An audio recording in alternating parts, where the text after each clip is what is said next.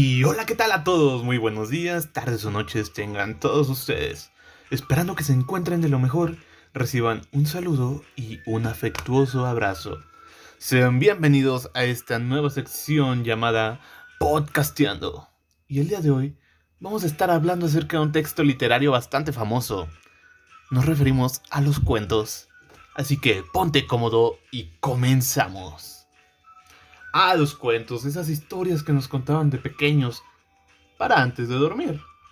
¿Cómo poder olvidar aquellos clásicos como la Caperucita Roja, el Patito Feo, la Blancanieves o la Cenicienta?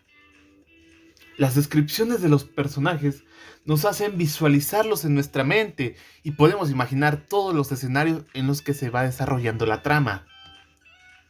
Para comenzar, definamos qué es el cuento. Pues el cuento es un texto perteneciente al género narrativo y puede ser basado en hechos reales o ficticios. Y está protagonizado por uno o varios personajes y cuenta con una trama sencilla de comprender. Ahora veamos cuáles son algunas de las características del cuento.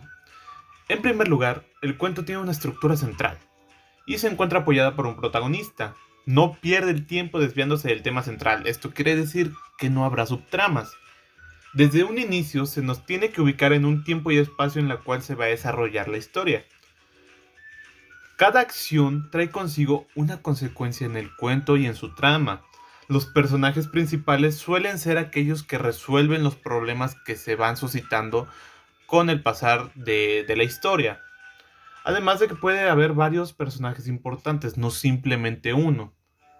Y muy bien, ahora que ya conocemos algunas de las características del cuento, pasemos a analizar sus partes.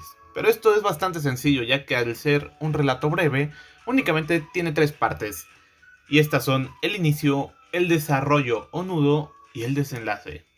El inicio es bastante importante, ya que aquí se nos presentan a los personajes y marca la problemática a la que se enfrentarán.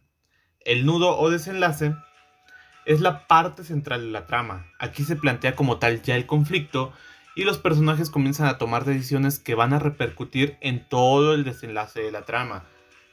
Por último tenemos el desenlace de la historia, y aquí se marca el cierre de la problemática y de la historia misma. Se restablece el equilibrio que había en un principio y concluye con la trama que se planteó.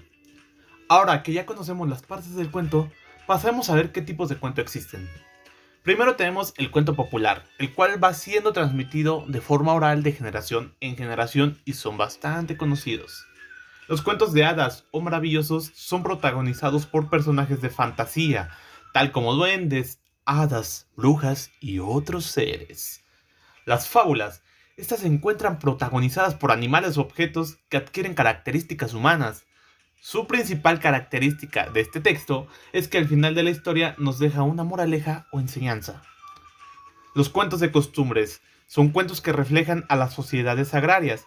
En este texto son muy característicos los reyes, las reinas, príncipes, doncellas y personajes de la época. Finalmente tenemos el cuento literario, que también puede ser bastante popular como el primero que mencionamos, pero a diferencia de este fue exclusivamente escrito y no transmitido de manera oral. Y bien, antes de finalizar, vamos a ver los tipos de personaje y se pueden dividir según su participación. En primer lugar tenemos a los personajes principales, que son quienes intervienen de manera activa en los eventos de la trama y llevan a cargo las tareas más difíciles. Los secundarios siempre acompañan al personaje principal para ejecutar sus acciones, y los terciarios aparecen de manera esporádica y no tienen gran relevancia en la trama. Bueno, muy bien, ahora que ya conocemos las partes del cuento, la próxima vez que vayas a leer una historia o un relato breve, puedes identificar todo esto, desde los personajes, cuál es su participación en la trama, qué marca el inicio, el desarrollo y el desenlace de la historia, cuántos protagonistas hay, si hay algún antagonista y qué lleva a cabo esta trama, qué historia se nos quiere contar, si es una fábula, si tiene algún mensaje, y bueno, eso ya dependerá de ti y de tu capacidad de análisis. Así que espero que esto te haya gustado, cuídate mucho y nos vemos en la próxima. Chao, chao.